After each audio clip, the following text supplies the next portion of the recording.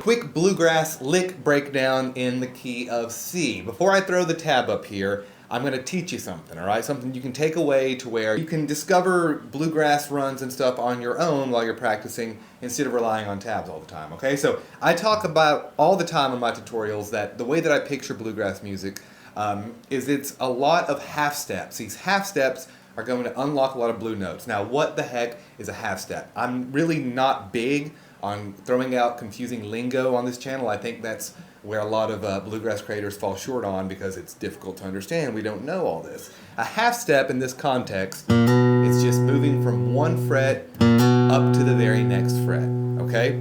That's opposed to, say, doing 2 frets. That's going to sound more melodic, okay? So as we learn this style of music, I talk a lot about this, the 3rd fret on the G string being a fulcrum of twang, right? Just a half step movement.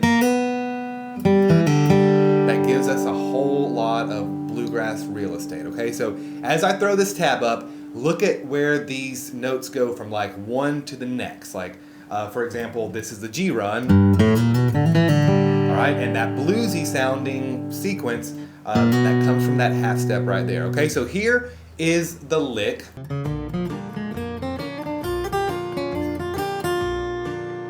Throw it up there. I'm going to get you through the first bit of this, and then I'm going to encourage you for the last part to listen to what I played at the beginning. I'll slow it down and experiment, all right? So getting the blue notes is the first part. Let's kind of see how that works. Okay, right away, we're on our D string. We've got that half step slide to the second fret, okay? Now, this is going to be a challenging part because you're going to stretch with your pinky to the 5th fret, okay?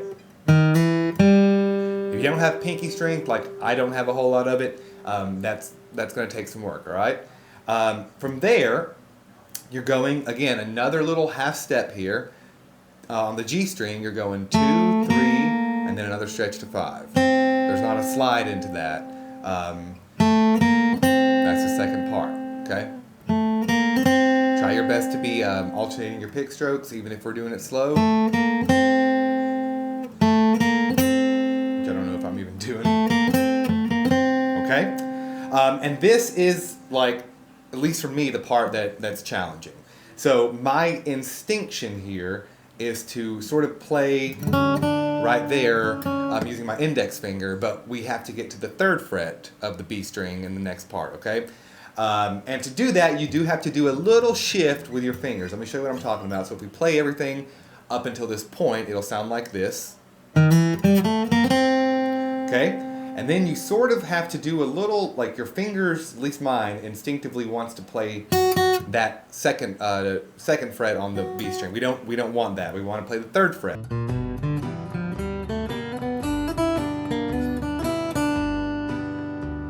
Okay, so we're going to go.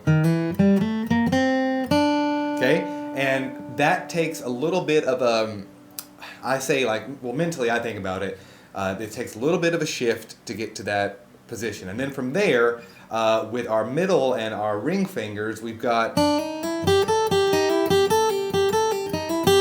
all that to play with. Okay, now this is the part where I'm going to let you go on your own, okay? Because in bluegrass music, we do a lot with, like, that sort of right here in this sort of position. As you work your way up the neck, you're going to discover that there's a lot to unlock sort of in this shape, general shape, okay?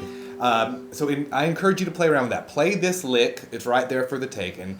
I know that you don't exactly need this video breakdown to learn it, but as you get to this portion right here where it's like there's half steps between 3 and 5, and then you've got whole steps there, 5, or 5, 3, 5, 3. You can also do an open note here on your E string, and then go back to that 3, 4. That is what is going to make you learn this music without having to watch all kinds of videos. Just kind of understanding that you got to unlock these half steps, and that's going to make it sound bluegrassy. It's going to make it sound cool. And yeah, I could sit here and like explain in detail about all the parts of it, but it's great to also just kind of figure it out as much as you can by yourself. So have fun with it. Let me know in the comment section what you think about these quick lick breakdowns, and we'll see you on the next one. Keep picking. Adios.